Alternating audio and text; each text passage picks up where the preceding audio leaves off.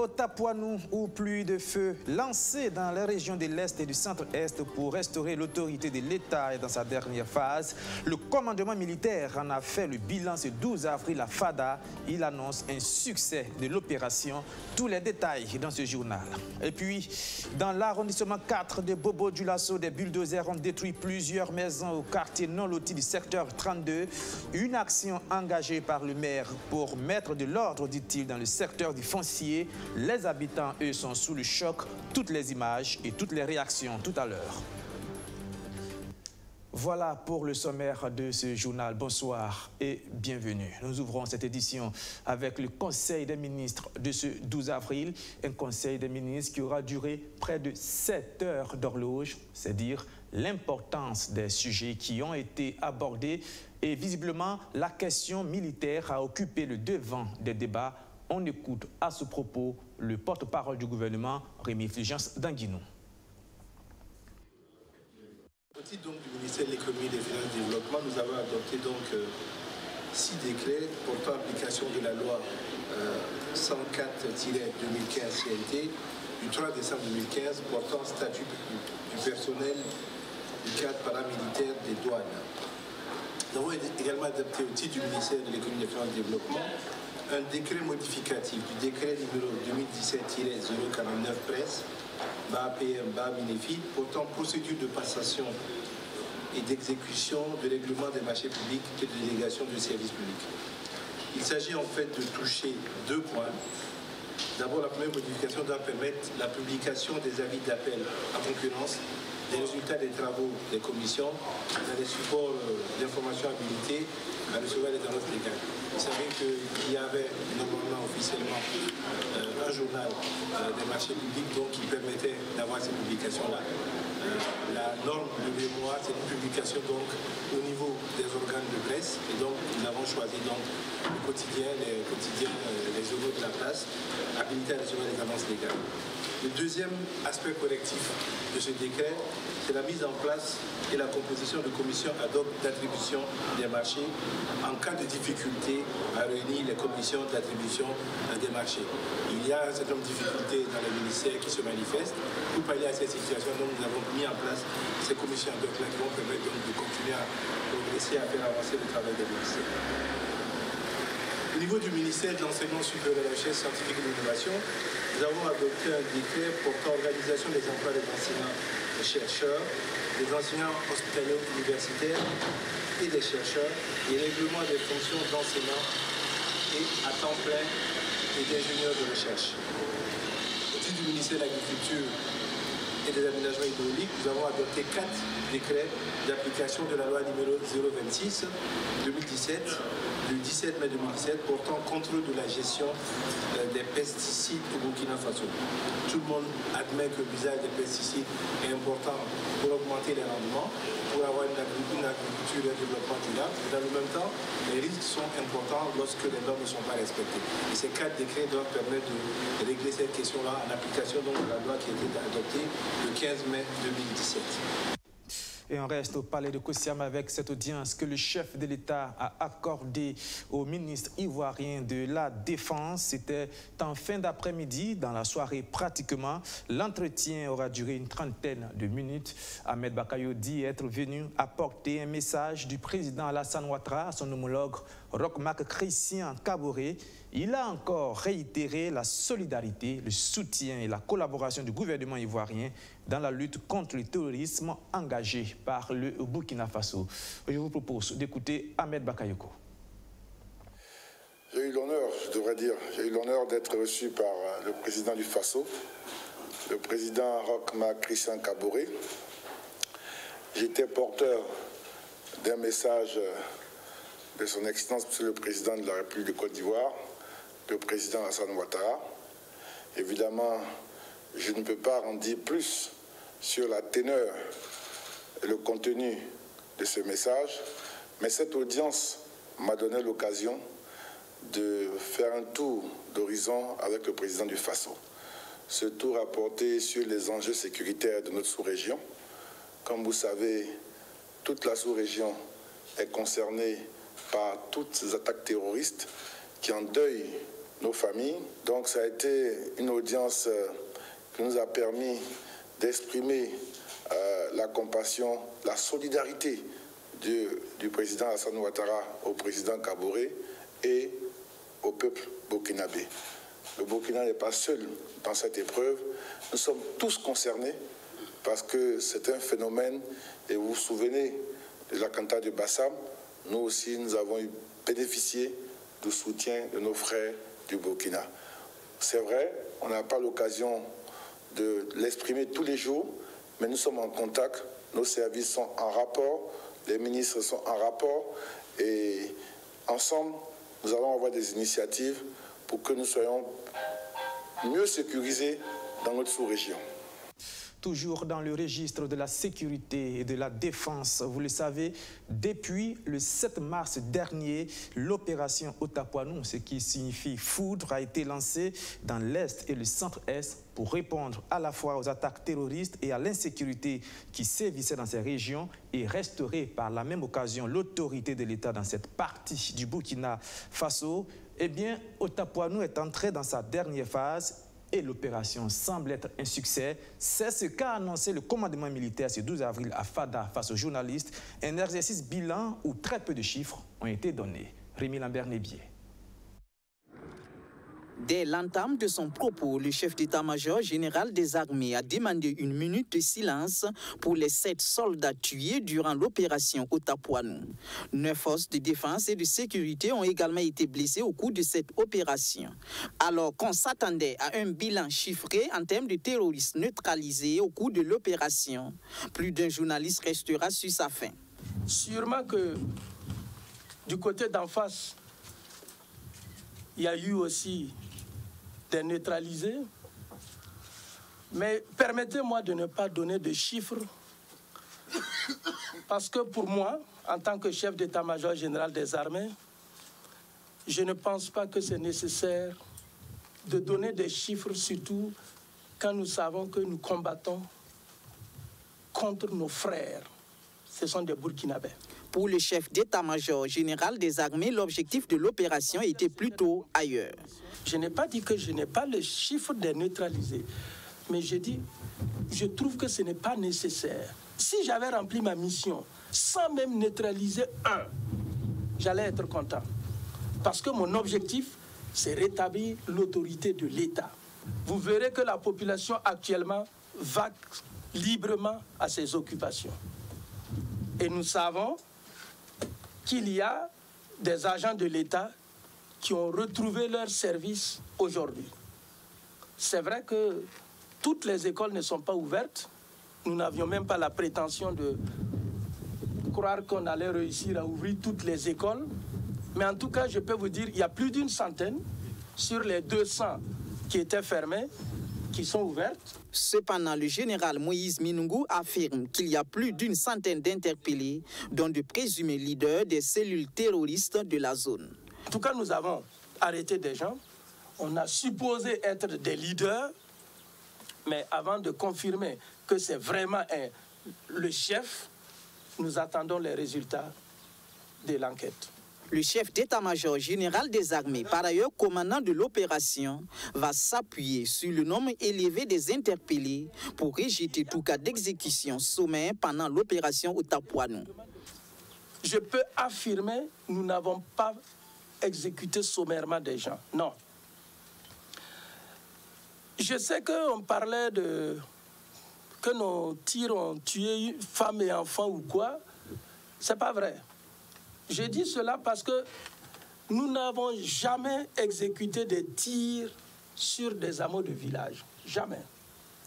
Tous les tirs qui ont été exécutés ciblaient des repères de terroristes dans les forêts classées. Et à ce que les eaux et forêts nous ont dit, il est interdit à toute personne de résider dans les forêts classées. Ça veut dire qu'il n'y a personne, normalement, qui loge dans les forêts classées. C'est juste les terroristes qui ont leurs repères à l'intérieur. Si maintenant, dans ces repères, il y avait femmes et enfants, nous, on ne pouvait pas le savoir. Nous savons que c'est un repère et nous avons bombardé le repère. Mené de bout en bout par le bataillon Bandia 6, fraîchement rentré du Mali et coordonné par la hiérarchie militaire qui s'est déplacée elle-même au front, l'opération Otapuanou est à sa dernière phase, celle de la consolidation. Le risque zéro n'existe pas, mais nous savons que ceux d'en face savent qu'aujourd'hui, ils ne peuvent plus être libres comme ils étaient. Nous avons entendu ceux d'en face dire qu'ils attendent la saison des pluies parce qu'ils savent qu'il n'y a pas de route. Mais il n'y a pas que la route, il y a les airs. Et je peux vous rassurer que nous sommes très confiants. Les forces armées nigériennes, togolaises, béninoises et la force Barkhane ont participé à cette opération Otapuanou en empêchant les terroristes de franchir les frontières et en facilitant l'évacuation des blessés.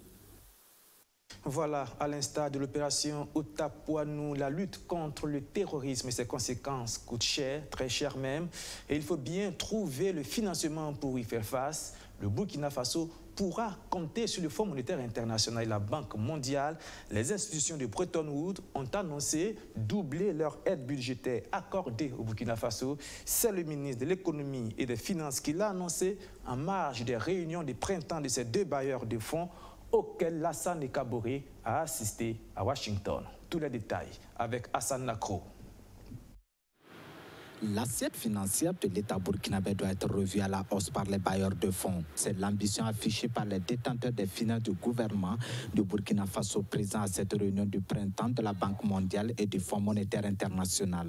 Côté Banque mondiale, le ministre des Finances rassure qu'elle a décidé de rallonger son appui budgétaire. De la masse salariale. Nous avons été heureux de constater que la banque a accepté d'accroître l'appui budgétaire qui était de 50 millions de dollars à 100 millions de dollars pour l'année qui va venir. En ce qui concerne le Fonds monétaire international, Lassane Kaboré et son équipe ont pu convaincre cette institution à revoir son crédit pour le pays au regard des crises sécuritaires qu'il traverse. La sécurisation de l'Est a entraîné l'ouverture aujourd'hui de plus de 354 écoles. Là, avec le fonds, nous avons un programme, la facilité élargie de crédit, que nous suivons. Et la prochaine revue va se faire en début mai, fin avril, début mai. Donc nous avons insisté aussi pour que le fonds puisse tenir compte des contraintes aujourd'hui. Vous savez que le Burkina Faso fait face à des questions sécuritaires qui naturellement entraînent un certain nombre d'investissements. Et nous avons également aussi, nous faisons face à une situation sociale, donc un peu de crise sociale, et nous avons bien sûr, ce n'est un secret pour personne, que notre niveau de masse salariale. Donc toutes ces questions-là ont été posées et nous avons sollicité l'accompagnement du fonds pour que nous puissions donc prendre les mesures nécessaires par rapport surtout à l'aspect de l'impact sécuritaire sur l'éviction des dépenses sociales, que le fonds puisse en tenir compte. Le développement d'un pays réside en grande partie sur la qualité et la pérennité de l'énergie qu'il produit. Le Burkina étant chaque fois en déficit énergétique, le ministre des Finances a demandé aux partenaires financiers d'intervenir dans ce secteur pour que les questions de délestage puissent avoir une issue favorable. Vous savez que la question de l'énergie constitue une contrainte aujourd'hui. Donc nous avons développé, nous avons demandé à ce que la banque puisse nous accompagner. Et comme d'ailleurs il y a des projets dans ce secteur, mais nous accompagner dans la mise en place et surtout le développement en ce qui concerne les énergies renouvelables, particulièrement le solaire. Après la Banque mondiale et le Fonds monétaire international, l'équipe gouvernementale a aussi rencontré d'autres partenaires tels que la JICA, toujours dans l'objectif de décrocher au maximum les financements pour le pays. Toute autre chose et retour au Burkina Faso. Hier, ils étaient en sit-in répondant à l'appel du SITBA pour dénoncer, entre autres, des irrégularités qui entacheraient les passations des marchés au ministère des Infrastructures. Aujourd'hui, c'est une conférence de presse que ces agents ont organisée, eh bien, pour dire encore la même chose. Arsène Konditamde y était. L'offensive se poursuit pour le SITBA, le syndicat des travailleurs des travaux publics, du bâtiment, de l'hydraulique et assimilé. Hier en sit-in, le syndicat était en conférence de presse dans la matinée de ce 12 avril. Ces travailleurs du ministère des Infrastructures sont vent debout contre certaines pratiques qu'ils jugent néfastes pour le bon fonctionnement de l'institution dirigée par Éric Bougouma. Un des points abordés ce jour, l'entretien du réseau routier, maintes fois ramené au calendrier grec selon Biyameogo. Depuis l'année 2016, le programme national d'entretien courant n'a jamais été déroulé. Si bien qu'une grande partie du réseau routier est dans un état de dégradation avancé. Et le risque est grand de perdre cette partie si rien n'est fait dans les meilleurs délais. À titre illustratif, l'entretien courant censé couvrir les 15 000 km de réseau disponible chaque année n'a couvert que 5 805 km en 2018, soit un taux de couverture de 38%. Plus le temps passe, plus le ministère s'enlise dans des pratiques peu honorables, s'insurgent les conférenciers du jour. Le CIDBA renseigne également que le domaine des marchés publics au sein du ministère des Infrastructures est gangréné par des pratiques mafieuses. Nous avons des marchés attribués après l'exécution des travaux. Nous avons le cas de 1,190 km de route réalisée à Manga. Nous avons l'usage abusif et excessif des procédures exceptionnelles de passation des marchés, entente directe de consultation sans que la pertinence ne soit prouvée. Nous avons les pressions diverses des membres des sous-commissions d'attribution des marchés. À tous ces manquements, le syndicat des travailleurs des travaux publics du bâtiment, de l'hydraulique et assimilé réclame des réponses adéquates. Il exige également l'arrêt des surfacturations dans les marchés publics et le respect des libertés syndicales. Venons-en maintenant à cette opération de déguerpissement. Ça s'est passé dans un quartier non loti de l'arrondissement 4 et là nous sommes à Bobo-Dioulasso, précisément au secteur 32. Sur ordre du maire, des bulldozers ont détruit des maisons installées sur le site. Les habitants affichent leur amertume et crient à l'injustice quand le maire, lui, droit dans ses bottes, affirme qu'une campagne de communication les aurait prévenus. Le constat et les explications de ce tour, Justin Dabiré. La tristesse sur le visage, ces résidents de la zone non lotie du secteur 32 de Bobo-Dioulasso ont été réveillés par ces bulldozers de la mairie. Impuissants face à la furie de ces machines, c'est la démolition, les maisons s'écroulent. Le maire aurait pourtant promis qu'il ne détruirait pas la zone non lotie du secteur 32, confie ce résident.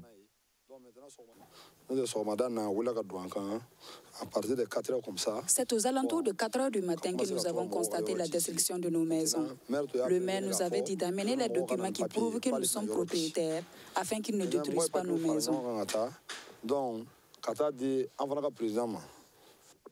Voici ce qui reste de la maison de Madi Sawadogo. Lui et sa famille ont du mal à accepter cette réalité. Il a acheté son lopin de terre chez des propriétaires terriens en 2013. Aujourd'hui, c'est avec impuissance qu'il assiste à la destruction de sa maison. La gorge nouée, le visage englouti par des larmes, il en veut désormais au régime en place. Nous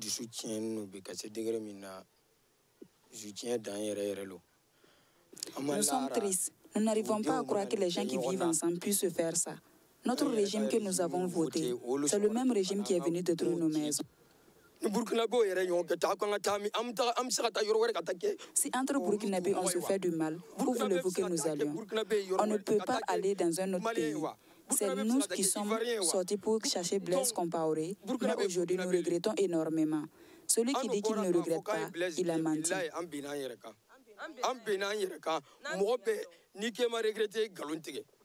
Certains déguerpis reconnaissent avoir été informés bien avant leur déguerpissement.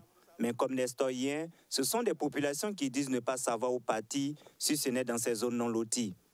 C'est depuis 2017 que la mairie de l'arrondissement 4 procède à la sensibilisation des populations par rapport aux installations anarchiques sur les berges du Marigot Oué. En plus des séances de sensibilisation, le maire affirme que des campagnes de communication ont été également faites en 2018. Nous avons passé des messages de sensibilisation. Il y a des conseillers qui sont les représentants du maire dans chaque secteur de mon arrondissement. Alors, ces conseillers avaient pour devoir de donner l'information juste, en tout cas aux populations. Et ce qui est fait, à travers les journées de redevabilité où toute la population a été invitée, la communication aussi a passé. et à travers les communiqués radio dans toutes les langues que nous, quand on parle ici à Bobo-Dioulasso, l'information a également passé. Donc aujourd'hui, nous n'avons pas une autre manière de pouvoir leur donner l'information. Moi-même, j'ai été invité dans des radios, n'est-ce pas, et pour répondre aux questions des différents journalistes et en expliquant de façon claire et en tout cas l'intérêt qui nous pousse effectivement à procéder à ces actions-là. Selon les autorités communales, le déguerpissement des populations et la démolition de leur habitat dans les zones non loties vise à assainir le foncier urbain dans la ville de Bobo-Dioulasso. Après le secteur 32, les populations du non-loti du secteur 24 dans l'arrondissement 4 seront aussi déguerpies selon le maire Bakone Milogo. Pour éviter les litiges à répétition et parfois meurtriers entre éleveurs et agriculteurs, la plateforme d'action pour la sécurisation des ménages pastoraux demande l'application de la loi en vigueur. Elle a organisé à cet effet un plaidoyer auprès des autorités concernées. Roméo Koeta. De 2005 à 2015, le Burkina Faso a enregistré environ 6000 conflits entre agriculteurs et éleveurs selon le ministère en charge des ressources animales. Des conflits liés généralement au foncier, pourtant régis par des lois. C'est le cas notamment de la loi portant régime foncier rural et celle relative à l'orientation sur le pastoralisme. Mais en dépit de ces tests, ces conflits peinent toujours à être jugulés.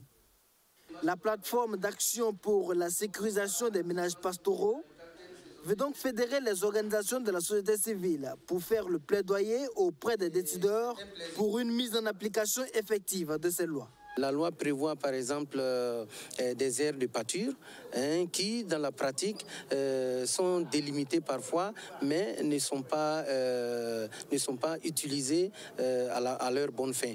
Voilà, donc les activités agricoles empiètrent très souvent sur les activités pastorales parce que le besoin en agriculture se fait sentir, mais en même temps, le pastoralisme doit exister.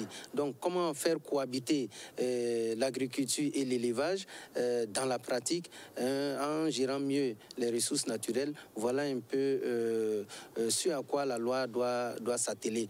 De manière spécifique, cette rencontre de l'Alliance des OSC pastoraux entend développer une vision commune des enjeux du pastoralisme et agir en synergie pour plus d'impact dans leurs actions de plaidoyer.